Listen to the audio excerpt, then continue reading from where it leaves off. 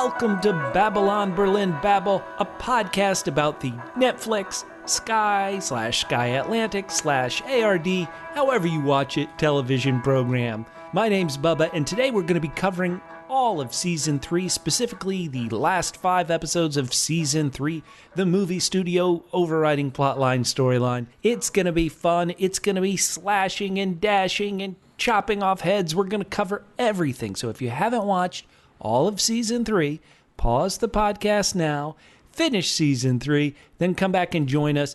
There might be other places that write or talk about Babylon Berlin, but nobody talks about it in the length that we do. So we're going to have a real fun, long podcast today. The way we're able to talk about it so long is I have 2 great panelists joining me, and they've been on this train to Roaring Twenties Germany all throughout the podcast. And with me up first is somebody who, just like Wendt, is currently being recorded. It's Catfish. Catfish, how you doing? Jawohl, Herr Kommandant. Thank you. I think is that a compliment, Catfish? I'm just acknowledging your superiority. All right. Hell yeah. Excellent. Our final panelist has been with us every week, and he's here even though he got panned in a review in Tempo. It's Double M. Matt, how you doing? I'm open to criticism in Tempo, absolutely. If I could, though, I would like to ask Catfish a question. Oh, yeah. Oh, boy. Oh, I'm excited. Okay, Catfish, you are a professional actor. So I would like your criticism or praise or advice about my acting ability in the last podcast, where I sold it to you, or did my best to sell it to you, that Walter's storyline was pretty much done with. The fact that you were able to almost convince me just shows it right there. That is Val Kilmer level of acting. But I know what that means to you. but post the throat cancer. Oh, my goodness gracious. Well, let me tell you something. In all honesty, I'd completely forgotten, so it was not acting at all. Listeners, we are going to have a double P packed podcast today. We are going to be going over all of Babylon Berlin Season 3, the end. We're going to play our classic game, Ja oder Nein. We're going to go over your feedback. We're going to talk about all the twisty, turny, double-backing storylines of Season 3. We're going to play another one of our classic games, Who's the Wurst? We're going to touch on all the great music in this series. We're going to give out our weekly awards, and we're going to go over your wonderful feedback. But before we do any of that, we have to go ahead and give our rating out of 10 for these final 5 episodes of Season 3. Catfish, you are a movie actor, and I would say if I judged your acting, you'd be right there on Esther's level. What is your rating for these final 5 episodes of Season 3 out of 10? Well, I couldn't decide between the double G rating system. Double G? Yeah, or the triple G rating system. Triple G? Yeah, as we all know, double G stands for Greta gone. Oh, no, poor Greta. R.I.P. Greta. But I decided to put it on the triple G. Oh, triple G. Yeah, glazed ground goodness. When those sugar cubes hit the ground, you got to lick them up, smack them good. Glazed ground goodness. I'm going to give it 8 out of 10 triple Gs. Wow, that's pretty good. 8 out of 10 is pretty high. What was your favorite high point in these final 5 episodes? Well, I mean, you mean besides Greta getting the axe? I knew where that was going. Okay. Boom! Let's really, sometimes when you say somebody gets the axe, they don't get it. Greta actually got the axe. Shakoom! I just loved the period, and I loved kind of what was going on with Nyseen. I actually found, after all was said and done, the quote-unquote mystery storyline to be my least favorite. Okay. I'm more interested in all the machinations of all the different groups. The socialists, the brown shirts, all that. And then the interpersonal stuff. At the end of the last episode, I was like, I was surprised that it was, the Armenian's partner, and then it turned out not to be, and that turned out to be bizarre. All right, well, 8 out of 10 still pretty high. Let's go to you, Double M. What is your rating out of 10 of these final 5 episodes? Boy, it's so hard for me to put it on a specific scale, but I think I got to go triples also. I'm going to go triple I's. Triple I's? Yeah, injectable insulin inhibitors. I feel like, Ulrich was using a little bit of minutia there to get himself straight away and just kept digging that minutia into much bigger things as he went along. But yeah, I'm going to give it 8. I think like Catfish, 8 out of 10. There were some things in it that I think most of our viewers will feel like were a little bit questionable in terms of how things were resolved. There were some things that were just a little bit weird. But all in all, I still enjoyed it. I'm still very much invested in all of these characters. There were some great musical performances in these last few episodes, and I really can't wait to talk about those. Well, guys, this is very awkward because Catfish, you gave it 8 out of 10. Double M, you gave it 8 out of 10. Listeners, we do not speak about these ratings before we go on the air. But sure enough, when I thought the rating I wanted to give these final 5 episodes, sure enough, my rating was 8, what I like to call double G's out of 10. Double G's? Double G's? Well, double G's are when your family member needs some health insurance, and so you got to do a Gestapo gangbang. Oh. Double E. Double E, right? Exactly. I hated that so much. Like that scene of Charlotte suffering that way, it really upset me. And there are little moments in the storylines, including the resolution to the murder storyline plot, where I'm torn, to be kind, to say if I liked it. But what I'll say about these final 5 episodes, there's so many, I almost want to call them little moments or little things that I just was over the moon about. I do not consider myself much of a shipper, but the fact that Charlotte and Rath did have that intimate kiss at Graf's birthday party, I loved.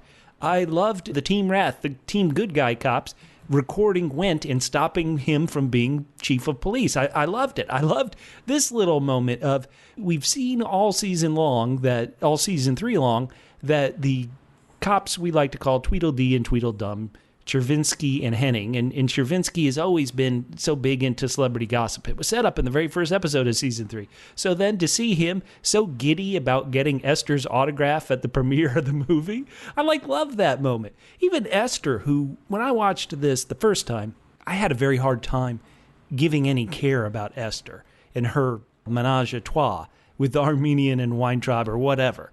But the fact at the end that she was so powerful to pull these 2 strong men to just say, look, no, it's going to be this way. You guys are best friends. We're going to be together. We're going to do it.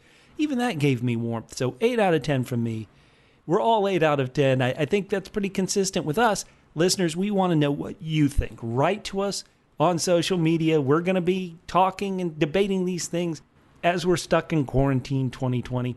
You can reach us on social media at DoublePHQ. That's the word double, the single letter P, then the letters HQ for headquarters. At DoublePHQ, that's for Twitter, that's for Instagram, Facebook.com/DoublePHQ. On YouTube, subscribe. On podcast, subscribe. We want to hear from you. We want to know what your rating is for these final 5 episodes and season 3 as a whole. Gentlemen, I haven't got this on our rundown, but do we want to go around the horn and everybody say what their favorite season was? We had season 1, season 2, season 3. Catfish, I'll go to you first again. Any preference between the 3 seasons? Gosh, I guess I'm going to have to say season 1. That was the season in which I knew the least about Anno, and mostly, as far as we were concerned, he had only one job. Not 25 as he appears to now. Okay. How about you, Double M? What's your favorite season? Ooh, I think I'm going to go season 2, simply because I loved the resolution of the train car story, and I loved Walter, and I loved that end. And because I've got a crazy theory about Sveta and Kardakov, I'm going to stick with that one. Listeners, we have all these podcasts. If you haven't heard those, or watched them on YouTube or whatever, please download them. Like, subscribe. We need you on this journey with us. I'm going to go season 2 for me. There are so many moments in this I love, but so far, season 2, which was really just the end of season 1, for lack of a better word, really strong. Once again, listeners, we want to know what you think. Now, season 4, we're here in the middle of global pandemic 2020. They have not started filming season 4 yet of Babylon Berlin. And so one thing I would say to all you listeners who may be interested in finding out what the season will be, you can read that third book in Volker Kutscher's series about Babylon Berlin, or you can do some Wikipedia research and find out about these Babylon Berlin characters who are actually based on real people. That's police chief, former police chief there in the last episode, Zorjabel, murder police commander, Captain Buddha Ganat, he's a real person. That lawyer, Litton, who was desperately trying to free Greta and stop her execution, he's a real character. Stressman, the man who died of a stroke there while Wendt was in his office, he's real. And a character we've only seen a hint of, and that is Charlotte saw a poster of him, this boxer, Rookie Trollman, he's also a real character, so you can do some research and find out about these real-life people. I should point out that many of the other characters are at least based on certain people. General Seegers, Malu Seegers, Nyseen, and R.I.P. Benda, who died at the Season 2 end, they're all based on real-life people. Now, what you should know is that the real-life person Benda was based on, he didn't get murdered. He did have to flee Germany. So when we say it's based on a real-life person, know that the showrunners seem to have been pulling from real-life people, but because they're made-up characters, they're able to have them do what they want them to do. Like kill them. Right, like R.I.P. Benda, exactly right. Guys, why don't we jump right down to the feedback? Listeners, I've said it, 3 or 4 times already, at PHQ on Twitter and Instagram, facebook.com/PHQ. We have some great feedback, and some of our great feedback is about the infamous game we played last time based on your game, Double M. So do you want to read this feedback from Tim Gilbert, 909, on Instagram? Thanks, Tim Gilbert, 909, for responding on Instagram to the photo that was put up. And Tim Gilbert, 909, made his selections, good selections, much better than mine. Lottie for 5, Greta for 5, Tony for 3, Walter Weintraub for 1, and Vera for 1. I like those selections. A++ for your draft. What do you think about that, Catfish? Vera got picked again. I mean, again, if you don't pick Walter, your selections are ruined from the jump. We had one more person jump in and play this game with us. It's Arcaday Hughes on YouTube. So, Catfish, why don't you read his selections? All right, he says, Jesus, this one is a bargain at $2. So it would have to be Walter, $5. Yes, Arcady, yes. Anno, $3. Oh, boy. Edgar, $3. Nyseen, $2. And Wendt, $2. The Fab Five from Liverwurst or something. I love it. You know what? You know what you should have done, though, Matt? It's besides the fact that it had to be 5 people, it had to be $15. It should have been 5 people, 5 jobs, and then Anno would have been completely out of this.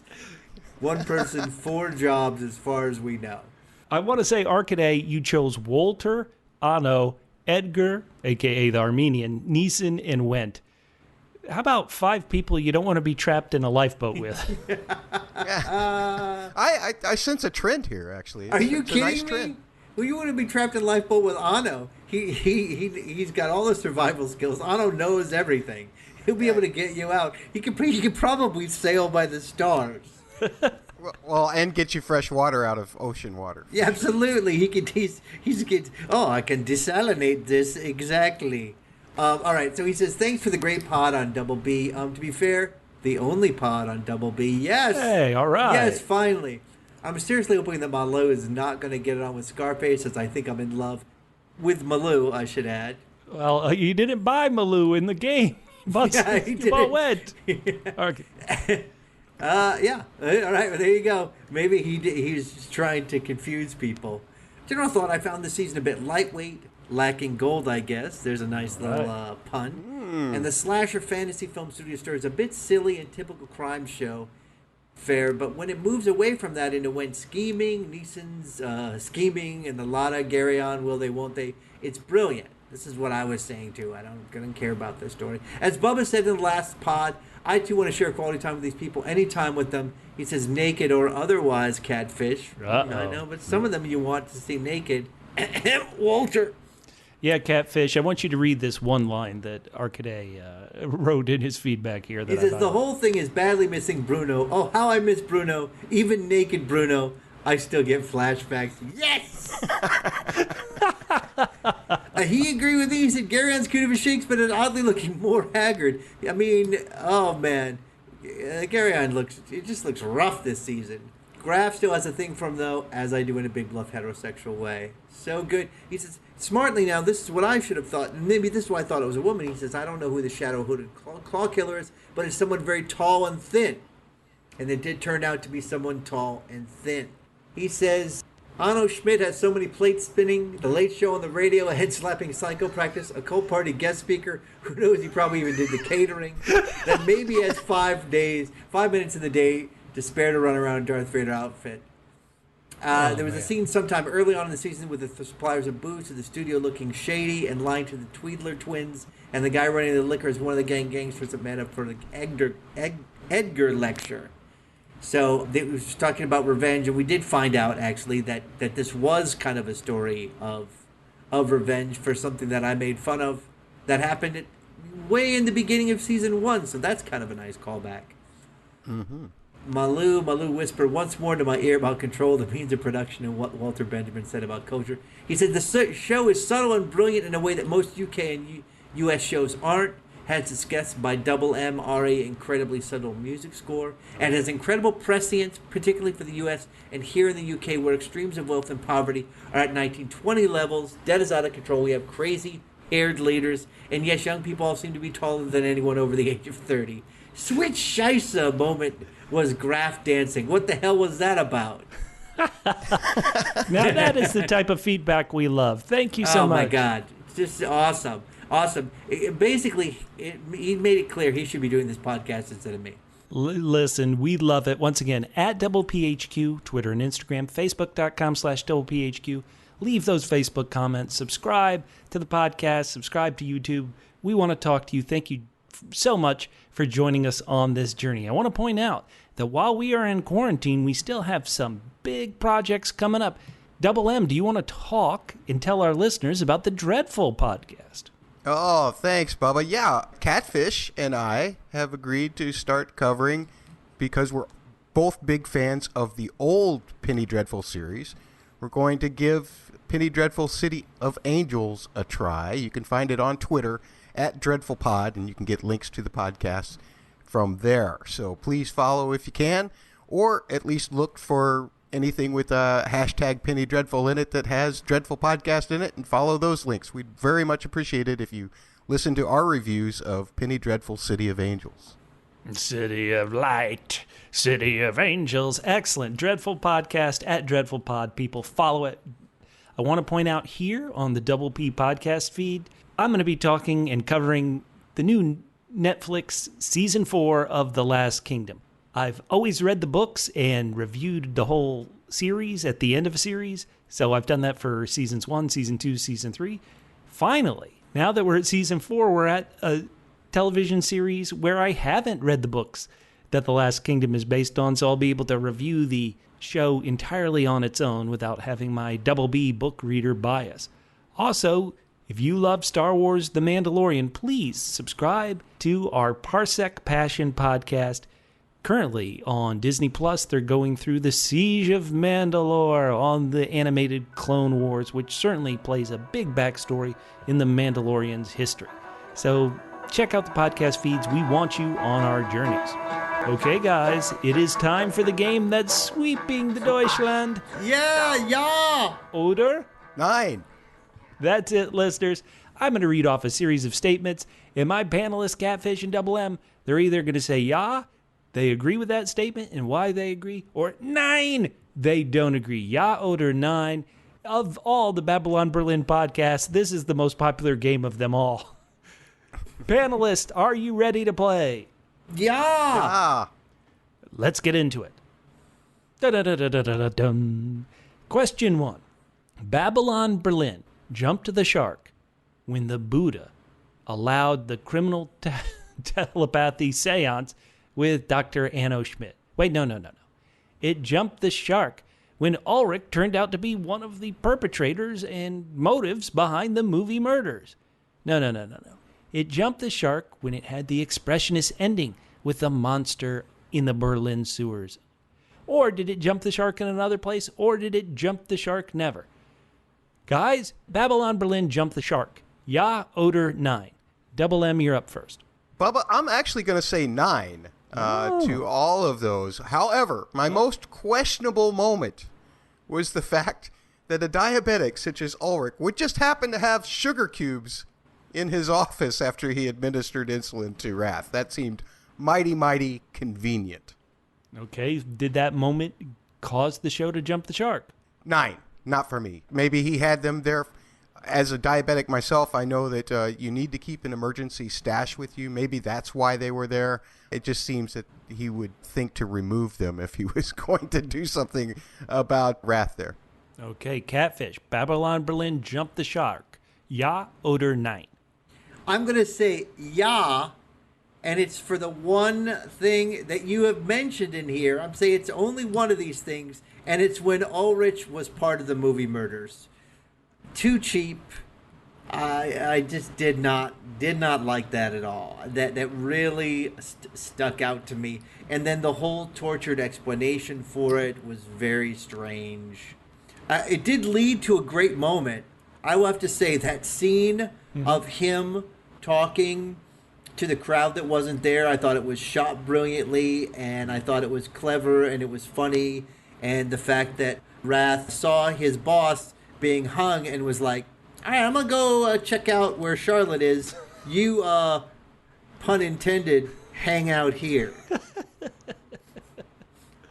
That moment was great. So what it allowed, the scene that it allowed was great, but still it was jump too far for this boy. Listeners, I'm going to let you decide. I won't come in and put my thumb on the scale of justice in this way. Oh, but you made us do it. I know. Well, but I will say this, in that the fact that it ended up tying into the very first episode of the very first season, and the very first time we saw the Armenian, he was feeding this guy his brother's tongue. And then later in season 3, you have to remember, oh yeah, didn't he cut off somebody's tongue? Oh wait, the Tweedles interviewed somebody with a cut tongue. In some ways, I should honor the show for having such a long memory like that. But it didn't have the power, I think, of it being somebody who we knew. Then the person we really knew, of course, was CSI guy Ulrich, as I like to call him. And the Buddha Ganat, back in season 3, episode 3, he listed his motives for murder when he was giving that speech to the Berlin press corps. And the last one he hit, it was tied to the 7 deadly sins, but he only said number 6 was the last one he hit, where he said it was pride. And sure enough, they cut to a shot of Ulrich writing his notes in his list, and immediately after that, when the press wants a photo, and members of the team, like Baum, the mustache murder cop, and CSI Ulrich, they thought, ooh, we're going to get our photo in the paper, and Ganat shot him down. So I almost want to say I should respect that it paid off that moment, but I'm not sure it really worked for me. Double M, you haven't really talked about Ulrich being this criminal mastermind, or this criminal, hey, guys, keep committing crimes. What did you think of Ulrich's role in this, Double M? Well, like Catfish, I really enjoyed the scene in the area where they brief the press and everything. I thought that was done beautifully. I also think it was done well to show how Ganat was grading on Ulrich in a lot of ways. First of all, scolding him for not passing Charlotte and such. I thought that was beautifully set up. I did find it a little bit difficult to have him be so masterful at it. Just because he knows how to dissect a scene and do the science doesn't mean that he could become Dexter and plan the perfect crime, So that was a little bit off for me and probably brought my point ratings down a little bit. As far as making me and Catfish comment on this, however, Catfish, you and I are nothing but mice. We've been injected with Helga's stuff. Whoa. Oh, boy. All right, I found myself newly fecund. Hey, let's go to question 2. After their makeout session at Graf's birthday party, when season 4 begins, it's going to begin with Charlotte and Rath in a relationship. Ja oder nein? Catfish, you're up first. I'm going to say 9. They're going to keep drawing this out. Even though it seems to me that they have gotten rid of, I say, Rath's been kicked to the curb. I still think they're going to kind of draw this out. They'll slowly come. I would say by the end of season 4, yeah. By the beginning, 9. Double M. Boy, I almost have to agree with Catfish there, I think. Appropriate. Simply because it feels like if they were going to be in a relationship, wouldn't they have invested you a little bit in that at the end of season 3? It feels like that the separation after Greta was in the grave there, it felt like, and then she went off and did her thing about her looking for her dad. It feels like there's just some separation there. I don't think they're going to be in a relationship, so to speak, at the beginning of season 4. I feel it's going to be more like a developing of the relationship. Okay, well, let's get to question 3, where we're going to stay on the ship train. And you guys tell me if you agree or disagree with this statement. We ship Miss Elizabeth and Sam Kettelbach, the reporter, more than we ship Lotte and Gary and Rath. Ja oder nein? Double M. Oh, that's a big ja for me. I mean, that's a budding relationship that I just have to see. I can't wait till she makes him some more goulash. And they make their own recipe together between his and hers. It should be really good. Catfish. I say yeah, and I was happy to see throughout this run of the episodes, where at first at the beginning of the season, he seemed to be kind of like a little bit putting moves, and she was she's kind of pushing him away. But now she's sort of impressed with his culinary skills. Oh, yeah. She sees how he is a scholar and a gentleman compared to Rath's smooth moves. I mean, she shows up one time and he says, "What are you doing here?" And she says, "Charming as ever, Mr. Rath." Oh, man. I think you like Miss Elizabeth because she disses Rath so much, Kev. Is there anything wrong with that? Is it possible Miss Elizabeth is getting turned on by this undercover reporter role she's doing, where she's working with Malou to get some informations for a new article that Kettelbach will write? Ooh. I mean, she is definitely coming out of her shell, and I think she appreciates the action of our boy a little bit more. Plus, you know, he's got that experience and big shoes. Okay, so everybody agrees on that. Let's go to question 4. And sure enough, this is how you felt when watching a scene. Statement 4. When Charlotte was racing to save Greta's life, as a viewer, you believed that she would stop the execution. Ja oder nein?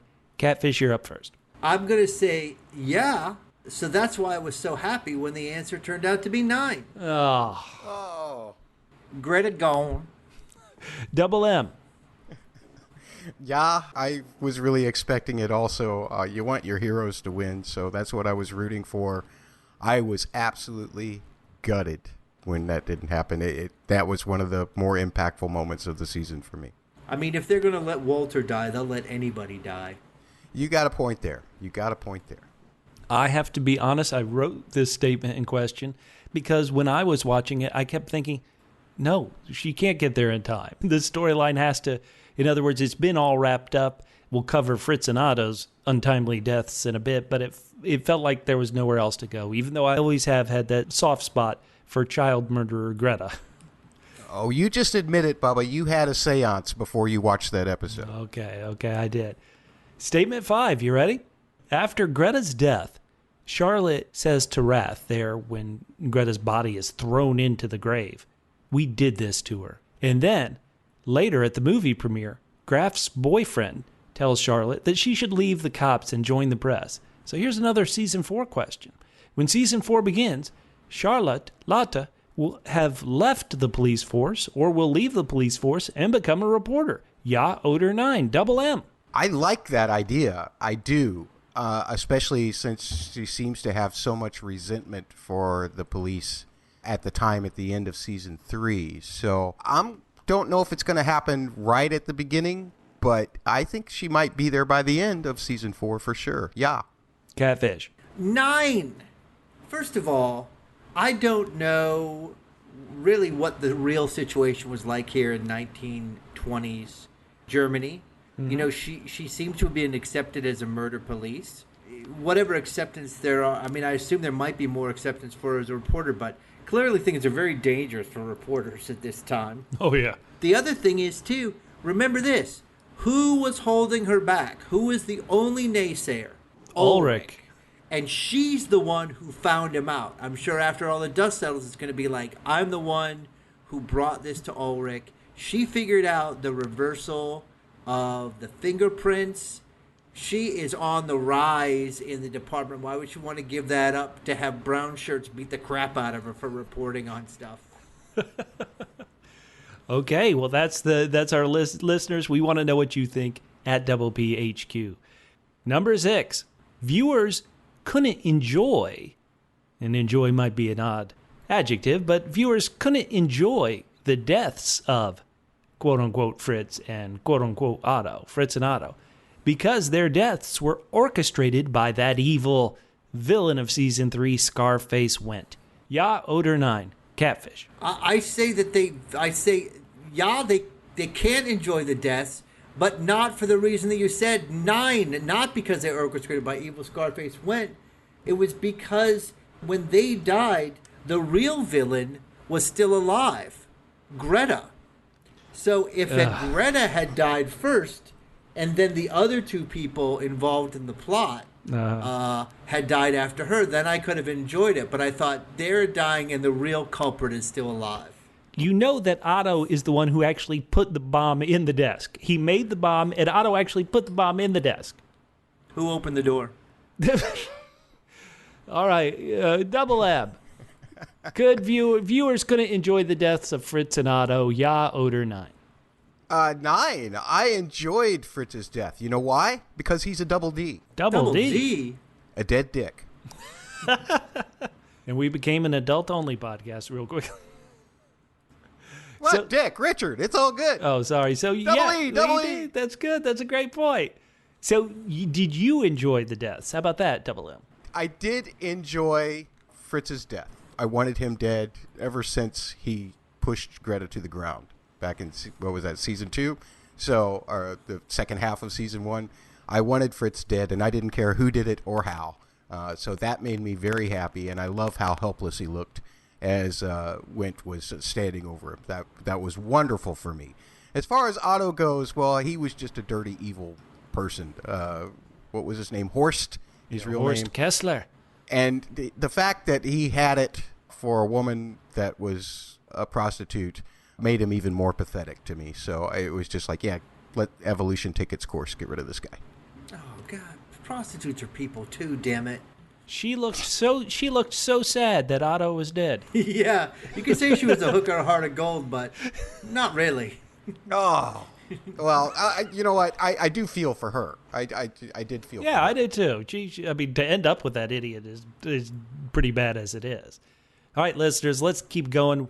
We always do 9 on these of Ja oder Nein. Number 7, heading into Season 4, the storyline centered around Rath's extended family, a.k.a. Helga, Moritz, and Dr. Anno Schmidt, are more interesting than the storylines around Lotte's family, her blind older sister Ilse, her homeless now younger sister Toni, and this character we haven't met yet, the boxing half-brother. Ja oder Nein? Double M. Ooh, I'm much more invested in Lottie herself as a character, but I do find myself more drawn to the storylines of Helga and Moritz and Anno. I really do. Catfish. So this is more like I have to decide which storylines I find the least offensive. Oh, no. I'm not a fan. I've never been a fan of the Anno Schmidt storyline. No, we know. I didn't like any of the Lotta storylines. I felt like they went a real far way to, like, yeah, sure, Tony's going to get super upset because she can't have birds. She's going to say, you're not my sister. She's going to blame her even though Lottie was the only one who tried to help her sister. It's not her fault that she took her to, she could only afford so much. But Tony's going to decide, no, I'd rather be a bum and sleep on the street, which makes no sense to me. And the blame of the sister, that's horrible. I don't care about Lottie's real parents. So I guess what I'm saying is Lottie's other storylines irritate me more than Anno Schmidt. I'm interested in Moritz's storyline. I don't care about Anno Schmidt. Helga, I'm so on. Well, how about this? Do we all think we know the end of Moritz's storyline? It seems pretty obvious, doesn't it? He's very attached to the brown shirts, the Hitler Youth. He hasn't read it, but he does own a copy of Mein Kampf. Moritz, you won our mini Wurst last season, and I mean, following the Walter of the Week in seasons 1 and 2, and now the Nyseen of the Week in season 3, it might be the Moritz of the Week in season 3. And can I just add here that Lottie's storyline about her mother, I did find interesting simply for the fact that it proves to us, since they were going with his son and her were going for physical exercising at the inn. It proves to us that Mrs. Benda was indeed having an affair. Oh, terrible Mrs. Benda. How could you? Well, she gave that proof to Wendt. Oh, how terrible. All right, let's keep going. A couple more questions here. Question 8. Babylon Berlin likes to make Rath the hero. Even though Charlotte is smarter, she's a better investigator, and despite the insanity in her life that we just talked about, she has it together way more than recovering drug addict Rath. Nonetheless, the show keeps making her the damsel in distress so that he can seem somewhat capable. Looking forward to season 4. Rath will have to save Charlotte from death yet again. Ja oder Nein? Catfish, let's come to you first. I say, this is the Double P podcast, so I say triple ya. He is going to have to save her again, despite the fact that she does all the good investigative work on this show. She does. She's the only one who found out it was Ulrich. Nobody else knew anything, all these cops. She's the one who found out basically all the important information about the gold train in seasons 1 and 2. Okay. We may be giving away our positions a bit too much. We got to give Double M your chance. Rath is going to have to shave Charlotte from death again in season 4. Ja oder Nein? What do you think? Well, I hope that she doesn't have to shave. He doesn't have to shave Charlotte. But if he does have to save her, it's definitely a ja. Simply for the fact that, for reasons that Bubba mentioned. Look, they have Charlotte set up to be the brains and Rath to be the brawn, right? This is the way it goes. Because Charlotte is small. Even her now homeless sister could probably beat her up. Oh, no. So it feels like that this is going to be a trope that runs through the whole series. Yeah, but to be fair, Moritz or Tony could also kick the crap out of Rath. Right, Rath being the brawn who can't ever hold on to his gun in a fight. Well, that's a convenience too, is it not? He looks like he weighs 90 pounds dripping wet. Well, if he's dripping wet, that means he's been jumping into the river to save Charlotte from drowning. Oh, my God. Hey, Catfish, do you want to set up our number 9 question? Yeah, this is a supersized ja or Nein. Ooh. Now, I don't know if anyone's been aware, before we went into this hibernation, there was a movie that came out that swept America called Cats. And it was reputedly so crazy that a lot of people were purposely taking drugs and then going to see the movie and then describing their experiences. Now, I saw it myself without seeing any drugs without taking any drugs, and I enjoyed it immensely, but I could see how that might enhance the experience. So for the movie, that is the movie they've been working on in season 3, Dominander Leidenschaft, also known as Demon of Passion. Now, this seems like a challenging movie for modern audiences to watch. Now, what drug would be the best to watch it on? Weed oder Shrooms oder Schnapps?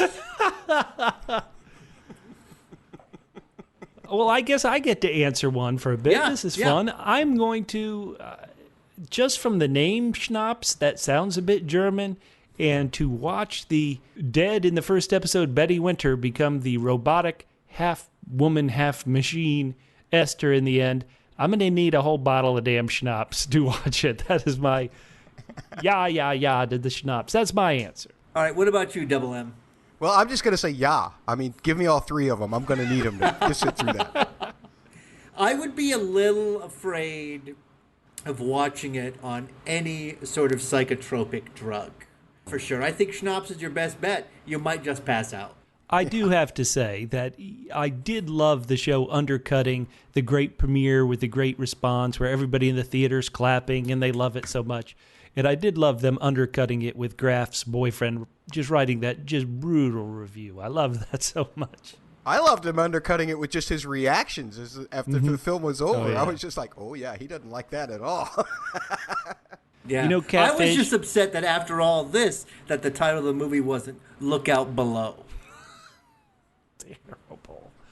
Catfish, because this is our final Ja oder Nein of season 3, I say let's do one more question. You ready? Okay, let's do it. Let's do it. Okay. In season 4, Dr. Anno, don't call me Rath Schmidt, will be revealed as Adolf Hitler and Winston Churchill and Charlie Chaplin and Marlene Dietrich. Ja oder Nein. Catfish, you're up first. I say ja and many more. Double M. I also say yeah to all. Well, this is, we keep saying 999. He's got to have 9 jobs. You got to hustle there in the. He is very, Deutschland. very close. He's very close. Although I have to give him a hand. Actually, it seems like his best job is a police seance. What was the description of that job? Police Psychic telepathy. detective work or whatever. I mean, all the things that were, we thought it was ridiculous. The person mentions the word doppelganger, and he is here. All those things were right.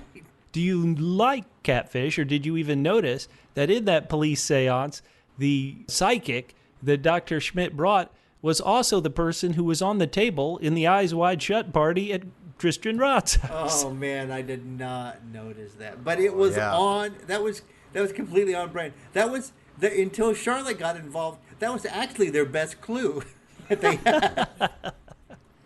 Can I just say that I have to admit that I'm spoiled here. I've read the secret Volker Kutscher's chapters. Oh, no. The secret Walter chapter, the secret Sorokina chapter, and the secret Anno chapter.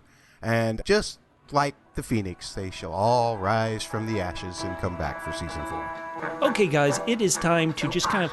We've touched on most of the storylines, but let's look at all the storylines and touch on some of the ones we haven't yet touched on so far. And let's start with the one that was the flash forward. Guys, in the very first scene of season 3, we saw this looming stock market crash of October 29th, 1929. And now it finally, after all this, pays off. We saw that Wendt, who had kind of been the only one even partially listening to Nyseen's pitch, runs into Malu Seegers at a restaurant. They have that flirty banner that creeps everybody out, but Malu is so confident that there's going to be a crash and that this stock market was built on lies that Wendt calls Nyseen. He says, hey, I'll get General Seegers' group to go in if you get $100 million to invest in this scheme. So Nyseen has his aide forged documents of power of attorney from his mother. You know that's going to have some great snapbacks. Nyseen is waiting for the stock market to crash. He's lost over 11 million marks. His mother's furious. She's going to friggin' declare him insane. But even worse, she sends him to his room. He's committing suicide, and I honestly think if we hadn't seen him in the flash forward, I might have thought Nyseen would commit suicide. Yeah, exactly. But Helga, using her nursing skills that you've mentioned before, Double M, she saves him in time. Wall Street collapses. Baum, who we've been following as a big investor, he is going to blow everybody away. Then he's going to blow himself. But Rath talks him down. But then Rath sees his former lady, Helga, there with Nyseen. His mind breaks into an expressionist film like they were making. What are your thoughts, gentlemen, on the stock market implosion storyline? Is it hit too close to home? Did you enjoy Nyseen's triumph? What do you think, Catfish? Nyseen's your boy. What do you think?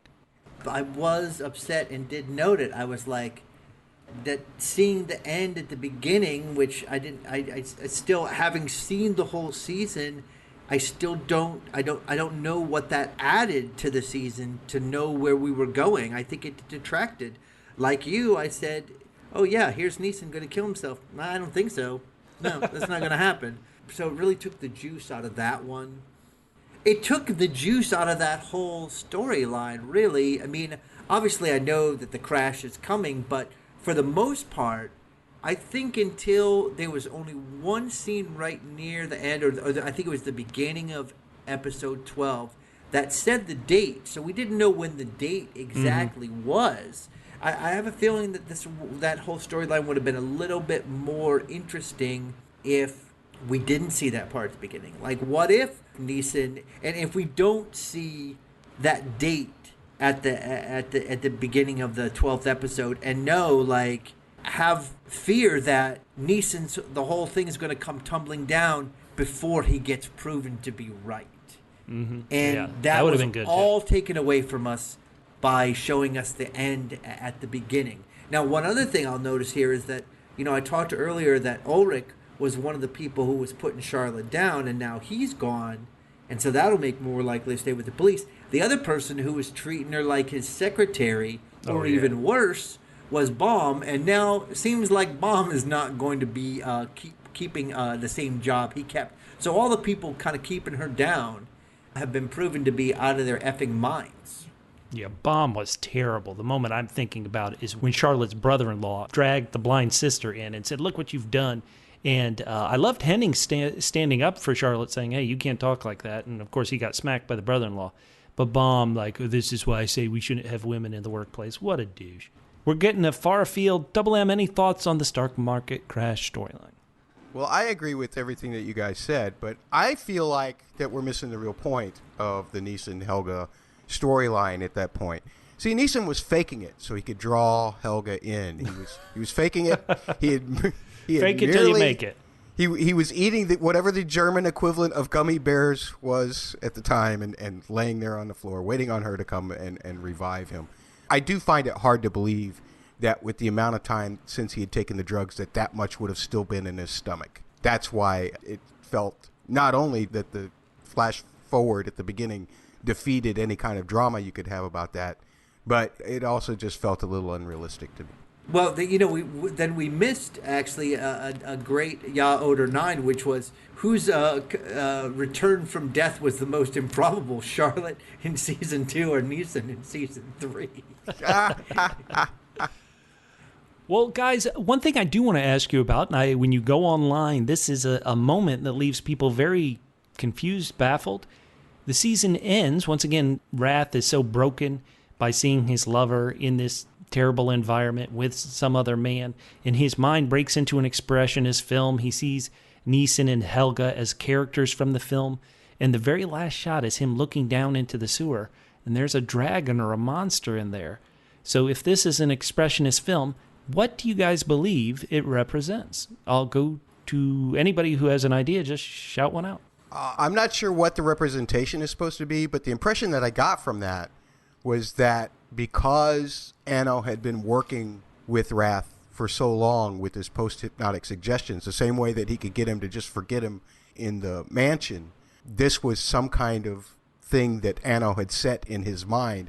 And so everything he's seeing is not as real as it seems, and it was just a hallucination. But what it's supposed to represent as far as an expressionist film, I have no idea. Catfish would be more of an expert, or you would be on that. Catfish, any thoughts? I mean, I just thought it was Anno. Anno the magic dragon lives in the sewers. Anno can do many things. He just changed form, and now he's that's how he gets around the city. That's how he's able to be in so many different places. The strange phone booth, the whole thing. He just slithers through the sewers. 6 jobs down, 3 to go. Yeah. Sewer monster, job 6. I spent some time trying to think of symbolism or something of an expressionist film, and what I came up with, and I'm not sure there's evidence for it in the text, in the episode, but of course, what is this? This is a monster right underneath the surface that is scary, and it could possibly devour all of the city, all the people right there. And so to me, it was maybe a symbol of Nazism is really just under the surface, and if they're not careful, this Wall Street crash is going to be the thing that's going to release it out into the public. But that was just me trying to find a symbolism in it. Listeners, I keep asking for you to comment. We love you. Please, please, please, at WPHQ on Twitter and Instagram, Facebook.com/WPHQ. Write written reviews of the podcast on your podcast catcher and apps. We want to hear from you. And give us your thoughts on what that lizard down in the sewer is. Bubba, the path that you went down, actually, I really like. However, rather than just the underworld itself, what if we thought about this as a representation of Rath himself? He's seen Helga and Nyseen together, and the monster is lurking underneath and about to come out within him. And he's just borrowed the book Mein Kampf. Ooh, Matt, I think that's, oh boy, ooh, scary, scary. All right, let's jump to the through line of season 3, which wasn't just the stock market crash, but it was this movie set killer on the loose. When we left it, it seemed like Weintraub was the killer. He was there on the roof in the costume.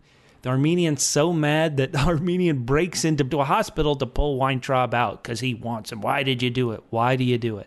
The Armenian's like, no, we've been set up. He admits to his buddy, the Armenian, yeah, I love your wife, Esther. It is trouble everywhere. Long story short, we go through many hoops and hurdles, and we get to the point, and we've already mentioned it multiple times, Charlotte, who got dinged on her exam to be a police examiner about fingerprints and minutia. She was the one who caught it. Any other thoughts, guys, about the movie storyline and or the Armenian and Weintraub theoretically coming to an understanding and hanging there with Esther? Any thoughts on this storyline? Well, I just love how quickly that Ulrich was able to make a right hand after he'd had a left hand the whole time throughout the whole season. But suddenly now he's got a right hand as well. Why didn't he think that through? Good point. Catfish, any thoughts on the movie?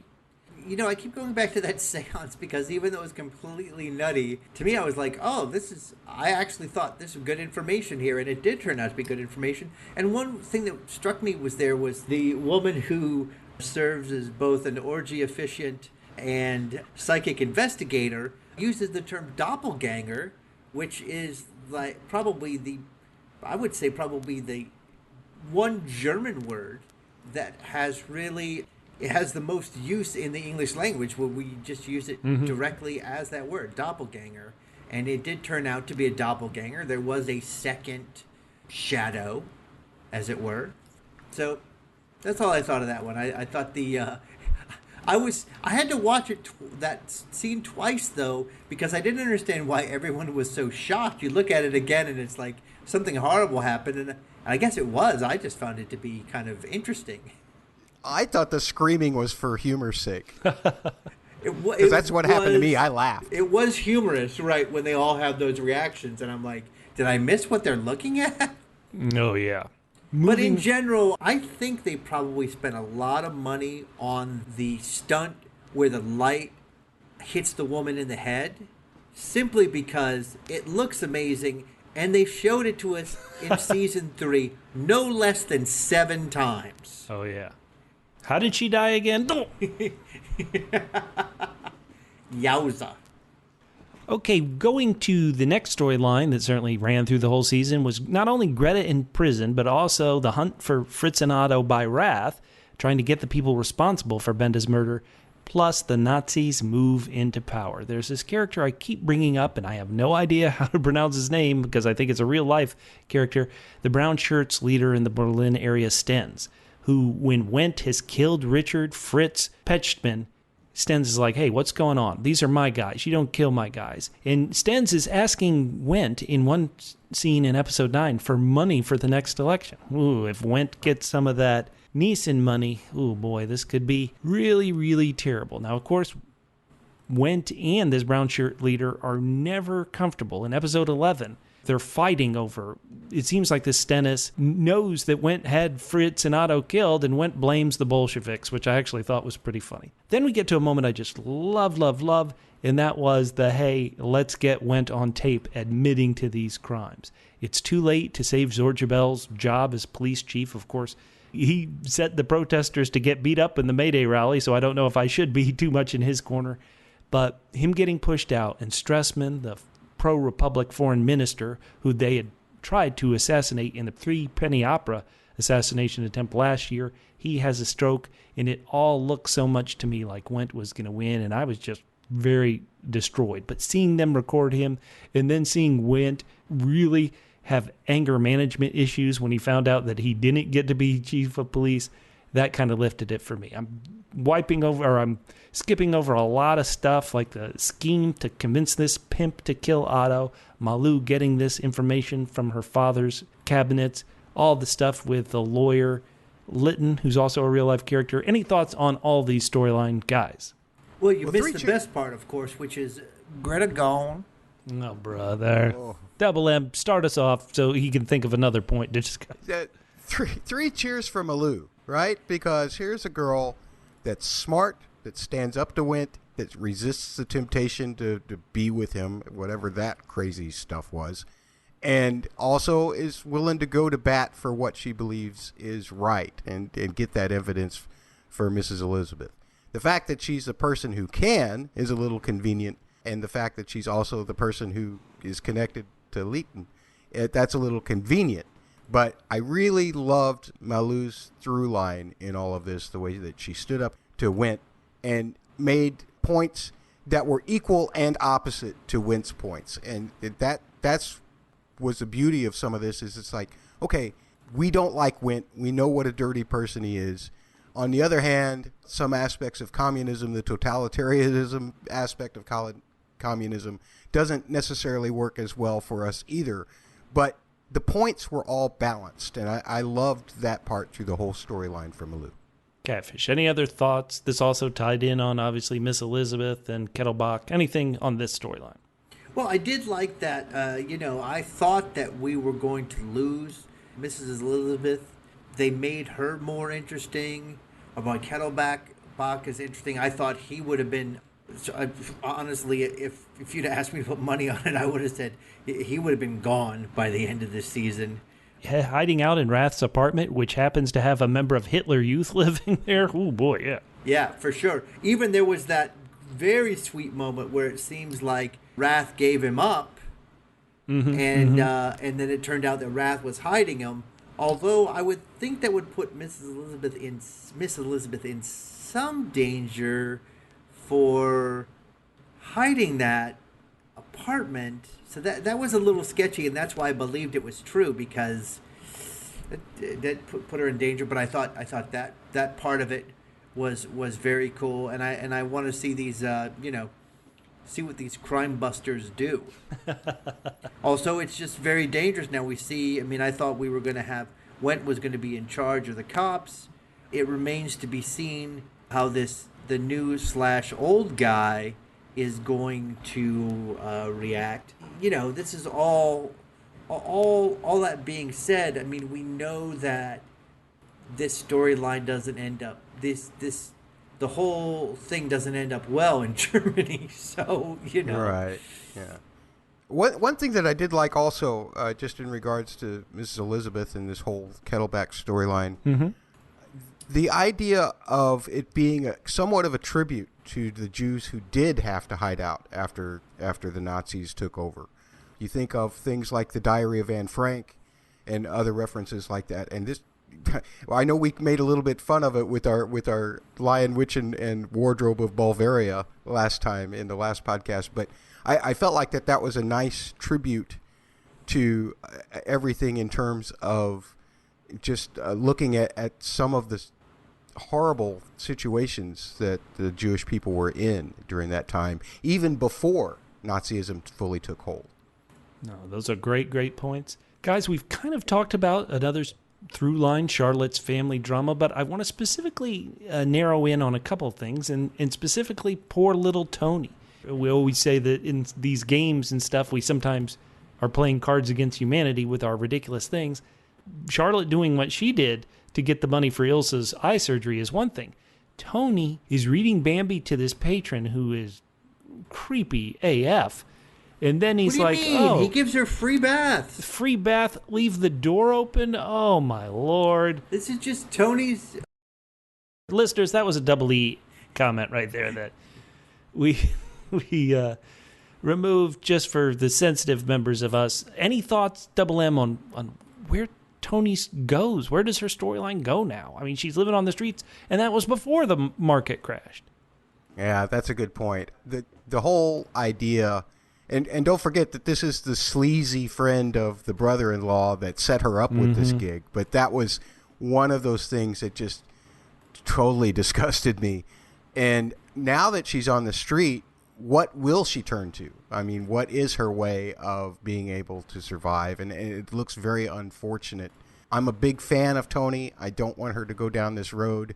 Is this a lesson in youth pride, getting you into a lot more trouble the same way, just in a different way that it's getting Moritz into trouble? I don't know. But I would certainly hope that Charlotte comes and finds her and saves her. If Charlotte can't save herself, maybe she can save Tony. Okay, one thing we haven't talked about too much, and they've been teasing this since season 1. Charlotte found out, sure enough, she's only a half-sister to Tony and Ilsa. She goes and tracks down her father. And listeners, I just want to say that I don't want to give spoilers out there, but the one thing I kept thinking when it's, oh no, what if Charlotte turns out to be Jewish, was my first thought of, what if she's Jewish, and this is a way the character that the audience is going to love the most is put in the absolute worst situation here in Berlin. If you do, as I did, some Wikipedia searches on this boxer, Trollman, who turns out to be her half-brother, and Erwin Trollman, his father, it also might give you some hints of where we're going in season 4, and oh boy. Any thoughts about the Charlotte paternity storyline, guys?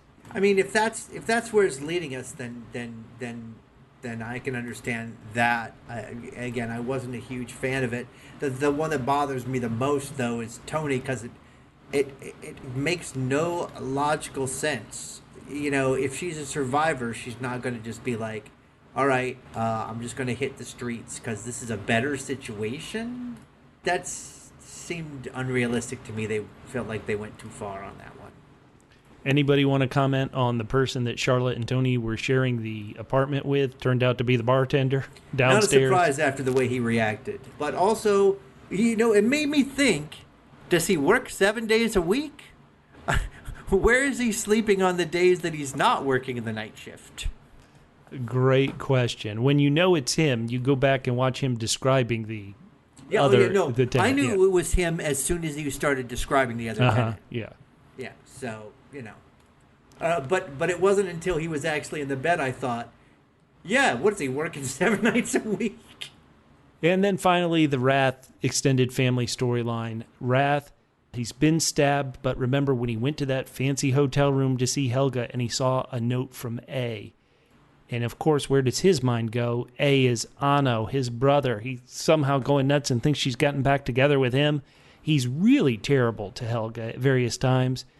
He questions the paternity when she tells him he's pregnant. Rath, we love you, or some of us love you. Catfish, maybe not so much, but Rath was not a good guy. Beaten up Nyseen, even though I'm not the hugest Nyseen fan. Lots of awkwardness there. Plus, Moritz just getting in with the Hitler Youth, as we've mentioned multiple times. But somehow living with Rath sets up a terrible situation. Any thoughts on all this stuff, guys?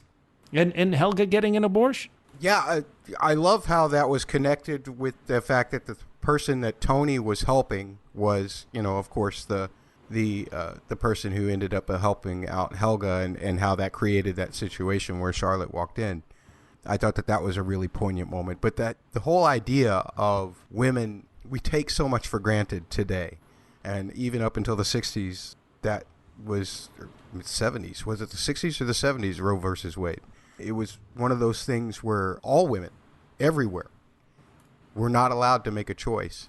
They had to take their lives unnecessarily into their own hands. And as a person who is liberal, and you can call me out for that at Musical Concepts if you wish, but as a person who is fairly liberal, I find any kind of historical perspective regarding women very offensive. I felt for Helga. I felt for her struggle during that time, what she had to go through just to be able to, for whatever reasons that she made that choice. Maybe they weren't such good reasons, but it was still her choice to make, and she had to subject herself to that. It was awful. Yeah, and Charlotte walking in on it. Totally awful. Oh, yeah, especially, that it's Charlotte. these women who've been kind of circling around each other. It's really interesting too, because this kind of brought up, I mean, this is tangential to that, but the fact that Rath kind of sold Helga as his wife to everybody. Yeah. When she came in was a little interesting to me, because that Charlotte's like your wife. So Charlotte says, your wife. Also, he keeps calling, it's just strange that he calls Moritz Jr. and Moritz calls him Senior. The one thing I'll say is that Moritz said he was 14 this season in 1929. Sure, that means 24. He said his character was 14 in 1929. That means the character would have been born in 1915, which would mean that when he was a young child, if his dad went off to fight in the First World War and he never saw him, he wouldn't really have any memory of his father. Right. Yeah, and Rath would be the only figure that he would have as a father figure, because Rath, being a few years behind Anno, definitely would have not been able to join the service even until he reached a certain age. But the thing that I keep thinking about here is that Helga told Rath that she had lost it in a miscarriage, right? That she had lost the baby. Now, this is before she actually had the abortion. Right. Yeah, I believe so. Yeah. And Charlotte will now know the truth, because you have to assume, as shocked as Charlotte was to see Helga there, that she would kind of suspect what the woman was doing and what had been done. So when she goes to Rath with this truth, which we assume that she will in season 4, what's that going to do to Rath? Oh boy, get those drugs ready. That's going to be another thing, but we assume they might, but they sort of dance around and don't really talk about their situations. I mean, Rath is so guilty about everything that he doesn't really, you know what I mean? You say Charlotte's going to go and tell him about this, but so far that's not really they don't have heart-to-hearts about their situation at all. That's true. But a relationship is coming, just like winter. Matt, I love that you mentioned season 4. The last thing I want to talk about is season 4, Here We Come. And I think a good bit of foreshadowing, if they follow that third book in the series, is when they find out who's behind these murders on the movie set. The Buddha, Ganat, says, "Smells like war. The war for underground Berlin crime." And listeners, once again, that third book is going to be the basis of the 4th season. And the name of that book is Goldstein. And it's about an American mobster by the name of Abraham Goldstein showing up in Berlin. Ugh.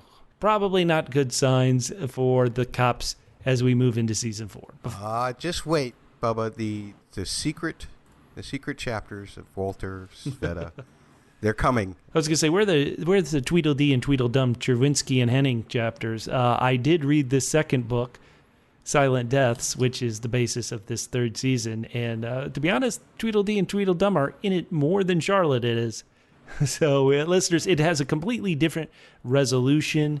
The Armenian is a spin on a character from the books that the show made Armenian, so certain things don't line up. You can read these books, at least this second book that the 3rd season is based on, and you really won't be spoiled as to who the killer is. So you're good there. What I want to know is Tony going to give birth to Moritz's child in season 4? As they will be like 25 by that time. We will stop podcasting.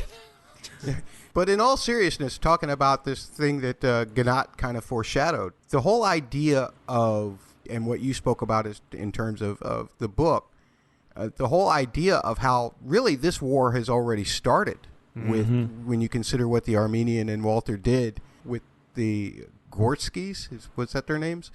That is going to weaken that underground already to the point where it would be easy for an outside source to come in and take it over. The Gastoni brothers were the two brothers. Gastoni, that's it. There one you go. Got killed in custody by the Armenian and Walter.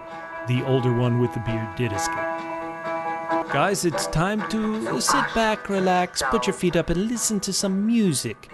And to break down the music of this wonderful television show, we go to our musical expert, our touring around the world musician protocol. It's Double M. Double M, what do you have for us on these final 5 episodes?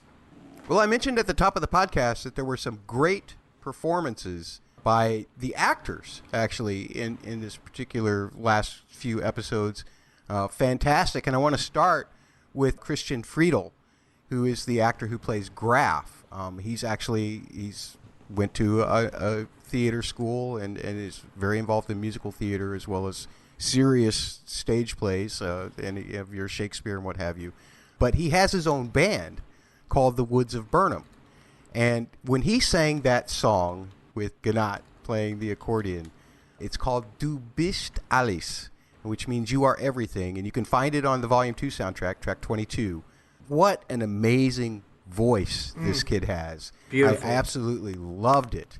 You didn't need to even know what the lyrics were in order to just feel the emotion of it. And Gnat, the actor who plays Gnat, was not playing the accordion. The recording was actually done on the accordion by a composer by the name of Tobias Morgenstern.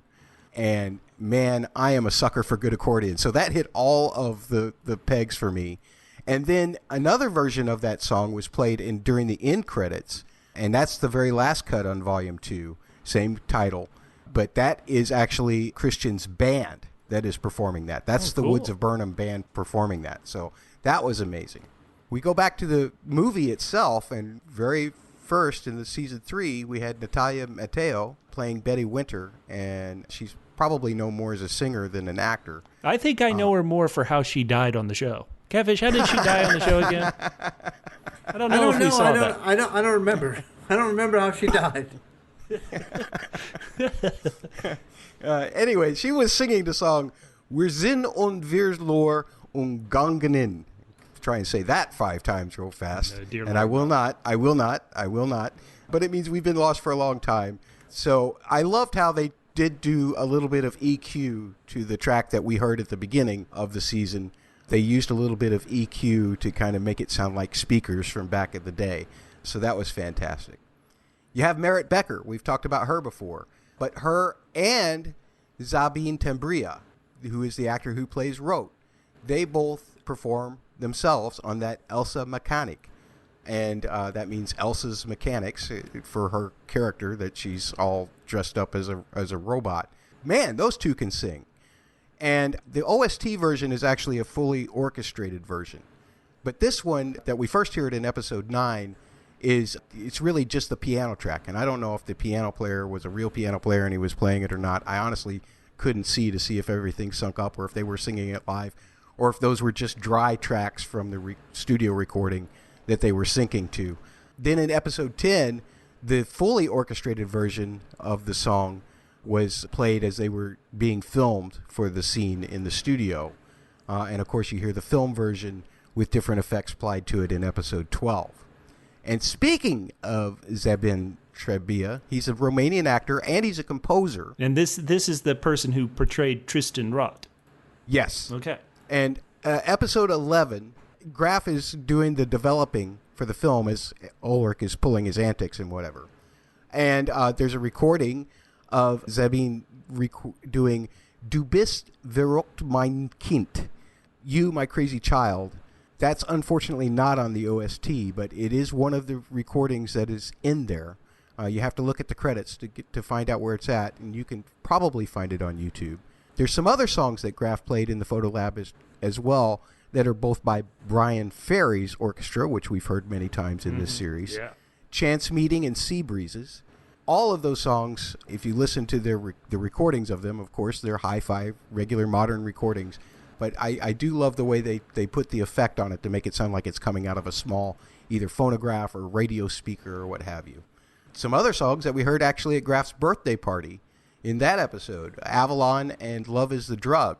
Those are on the official soundtrack, Volume 2, tracks 5 and 17 respectively. Love is the Drug. Those feel a little modern. I think those are, you always are upset when the songs are not of the time.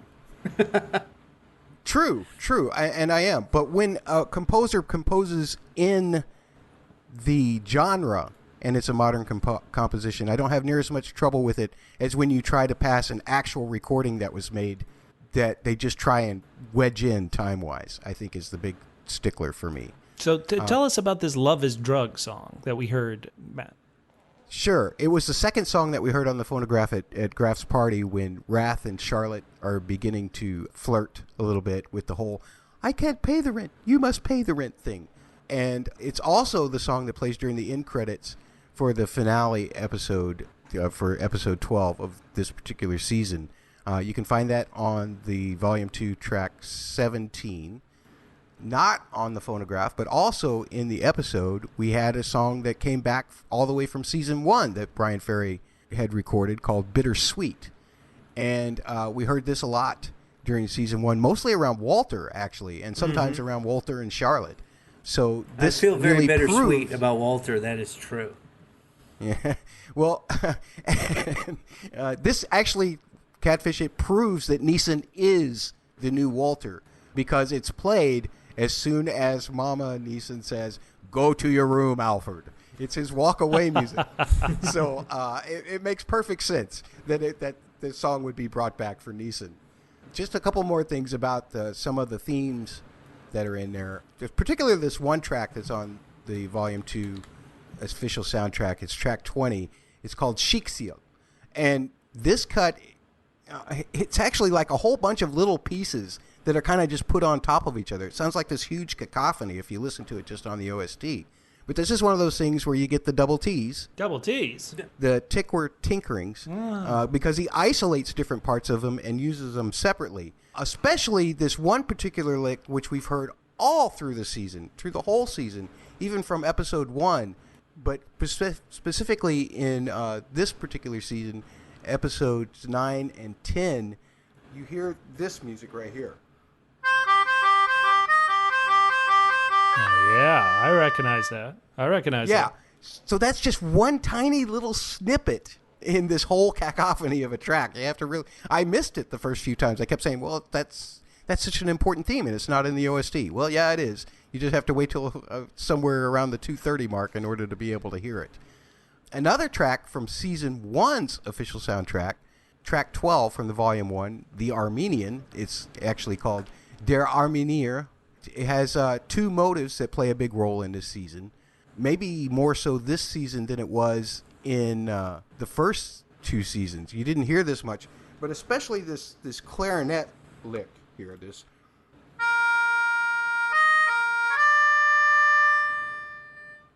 Or. You hear that a lot, especially around the Armenian's kind of side stories, not so much about him himself. You hear it when Esther's walking or talking to Walter at the film set. You hear it when Ulrich is approaching to talk to Gastoni, and I don't get that one, except that it's kind of about the Armenian because he's trying to set it up for Walter to be the fall guy. There is one that is much more about Edgar, and that's when Esther is picking him up from the prison. I'm not sure what it meant, though, when Charlotte was taking Ilsa to the hack eye doctor. That one, it didn't make a whole lot of sense to me, but we heard it there, too. And then this other lick, which has been part of Berliner Luft and this track, is... That one is in the strings a lot around the Armenian as well. So the last thing that I'm going to talk about, because I don't want to take up too much more time, but I almost got a sense that Walter was going to come back the first time I saw this because Walter? It was the No way. Yeah, it was the Der Prongertag theme that actually from the original soundtrack, Volume 1, Track 9, that played, and it had to be looped a little bit, I think, for time because there was just one part that just kept repeating over and over. But that was during Charlotte's mad dash to try to get to the prison in time. Another thing that's real important in scoring is when not to score or when to leave music out. And there was no music at the start of Rath's fight with the actual Gastoni Phantom. They let them throwing themselves around be the drama. Mm-hmm. You didn't hear any music until the Tweedles see the older Gastoni getting away. There was no music as Greta was being walked to the podium for her execution, and no music during the actual execution. So all of those were really important to add dramatic effect by not letting music get in the way of them. Also, when Rath first confronted Wendt at the track and was being recorded, I loved how they didn't score that to tip anything away. That made the whole idea of him being recorded much more of a surprise. If you heard any kind of music that might indicate Rath was winning or that Wendt was winning, then it might have tipped it to the point of being unbelievable. And finally, we all talked about how disgusted we were by the scene with Charlotte, where she was becoming a working girl again. But if you're interested in what music was being played there, what the nut job was having played while Charlotte was having to do that, it was Sergei Rachmaninoff's Isle of the Dead, Opus 29. Ugh. Just remembering that scene causes me to tut-tut. Oh, how could they do that to Charlotte? Matt, I don't want you to do requests, but can you do the infamous, the Berliner Luft? Oh, yeah. That one? That one's pretty good. What are some other themes we always hear? You're so great at this, Matt. You are taking requests. Play me one more. Okay, what do you want to hear? Well, what's another one we always heard? Like, there's one. Mac the Knife. No.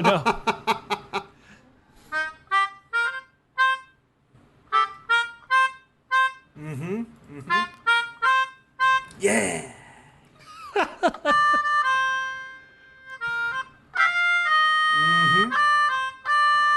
So good. Oop. I don't know it in that key. Sorry, guys. I tried. You kidding? I'm already in the chandelier. Let's roll. Guys, it's time to end this podcast the way we end every podcast. That's by giving out our Babylon Berlin Awards, Season 3 edition. And first up, we've done this on many a podcast when talking about Babylon Berlin. It's the Who's the Worst? Who is the worst character of them all? The end of Season 2, we crowned those evil Nazis who went by the names of Fritz and Otto as the absolute worst. So we're going to have one Who's the Worst battle here to see who's the worst of Season 3. And the competitor is, sure enough, Scarface Wendt. Wendt is as terrible as the Nazis, uses the Nazis, but apparently doesn't even have the decency to at least be a Nazi, so we can totally hate him. Or actual Nazis, Fritz and Otto. I'm coming to you first, Catfish. Who's the worst? Well, I say Fritz and Otto are now tot. That means dead. So now Wendt is now the worst. Okay, let's see if he can sweep the votes. Double M. Who's the worst? I think I'm supposed to disagree with this one, but I just can't. I can't put my endorsement for the worst, even though he's a double D. I can't put my endorsement for Fritz and Otto. I think I'll have to go with Wendt as well. Now, for the sake of questionable comments, Catfish, do you have anybody you want to nominate who could dethrone Wendt? Anybody alive? Okay, how about this? We'll do one more competition. Okay. So Scarface Wendt goes into the finals, and opposite him is the creepy guy who has orgasms while Tony reads Bambi. Oh. Okay. Double M, you're up first. Who's the worst? Creepy old guy. He's the worst. Worse than Wendt? Wendt is murdering people. All right, Come Catfish. on, Catfish. No, he is the worst, even above the guy who had some sort of crazy fetish for Charlotte. He's worse than the Tony Bath guy is worse than Wendt, and he is worse than Greta. Oh, wow. That's a big statement from you. Listeners, we say these things to be silly, to add some levity into the Nazis taking over. So, well, that's the thing is he's the worst, but he'd be even the worst if he was the one who's going to end up on top. But I think eventually he's going to get toppled as well. Yep, yeah, I think so too. Okay, well, one award we've been giving out all of our podcasts, breaking down Season 3, that's the Nyseen of the Week. And I may be saying Nyseen wrong. How do you like to say it, Catfish? You were saying Nyseen? What were you saying before? You can say decent. Just don't call attention to his bald spot. Hey, so we can call him Strawberry Face, Birthmark Boy? Still? Yeah. You can call him that, but don't call him that. So are you asking for my Nyseen of the Week? I am.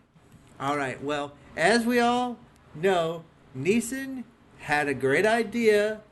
He sat among his craziness. This had to do with his insanity. Led him to have an idea that the stock market would crash. So he started talking about it even before the stock market crashed. And so for his prescience, I would like to nominate somebody else who had prescience this week. That is Sean Hannity, who had the prescience to tell people that this coronavirus was nothing. So much so that he's decided to sue the people who noted that he said the coronavirus was nothing. But I like his ballsiness and also his seeming talking out of both sides of his mouth. Sean Hannity gets my Nyseen of the week. Nice. More like both sides of his ass. Double Eb. Same Who thing. is your Nyseen of the week? Well, you can call him Nyseen or you can call him Nyseen, but you don't have to call him Bubba. Hey. Just like Nyseen had the foresight to use a disaster in order to make a profit, my local county drag race grounds had the foresight to profit off of a growing mass of people suffering from quarantine fatigue this last weekend. And just like Nyseen, the welfare of everyone else be damned. It doesn't matter, just as long as they win.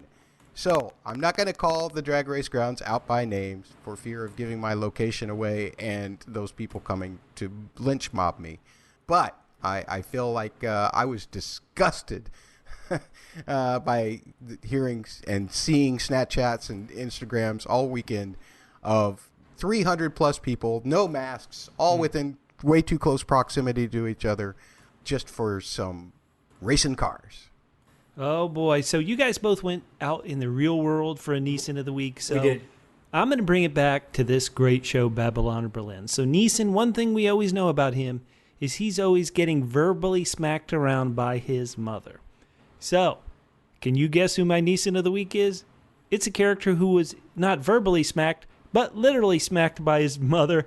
It's Moritz, who, when he talked back to his mom, she said, I'm not going to let my mouth do the talking. I will let my hands and fists do the talking. Smacking him across the cheek, and he had already had his ear injured, and he had been in the fight at Nazi youth camp. Moritz, you really might have a role model in your mom's new man. Moritz, my Nyseen of the week. They do have bonding issues. They both have mommy issues, that's for sure. They do. Our final award is the Sweet Scheisse of the week. This is where you see something and it just makes you scream, Sweet Scheisse. It can be beautiful and wonderful. It can be, oh, dear God, no. The Sweet Scheisse of the week. This is an award created by Catfish, so we're going to let him go last for this last episode podcast on Babylon Berlin Season 3.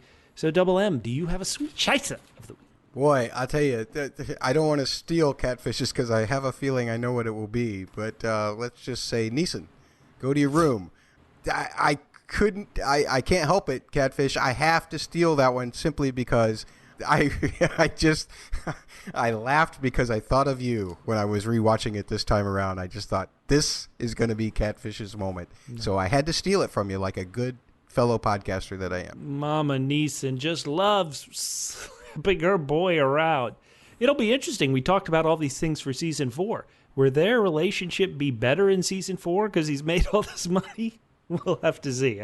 Somehow I think she'll still get in some good verbal smacks. My Sweet Scheisse of the week award, sure enough, is the kiss. The kiss that all the men and women who ship Charlotte and Rath, they finally did a double L. Double L? Lock lips and got it on. And just like a man, Rath had to blow it. He could have had some Sweet Charlotte. Instead, he's going home alone to Moritz. So, my Sweet Scheisse of the week is that kiss. Give it to us, show. Give it to us. Catfish, you created this award. Do you have the ultimate, the final Sweet Scheisse for Season 3? I do have the ultimate sweet scheisse. As we all know, the sweet scheisse can be something you see and you're like, oh, that's amazing. Or you go, oh, dear Lord. Yep. So my sweet scheisse of the week is a dear Lord. Helga says to her lover and presumed life partner Rath, I am pregnant. And Rath says to her, from whom are you having the baby? Sweet scheisse, Rath! Oh, dear God. Smooth operator, Rath. Smooth operator. Yeah, let's get the Sade music on here. Oh, man. What a D. What a D indeed. Listeners, we love being silly. Come be silly with us. I've begged this whole podcast. I want to hear from you. We care what you think. Reach us on social media, Twitter and Instagram at PHQ, the word double, the single letter P, then the letters HQ for headquarters, at PHQ. Facebook.com/PHQ.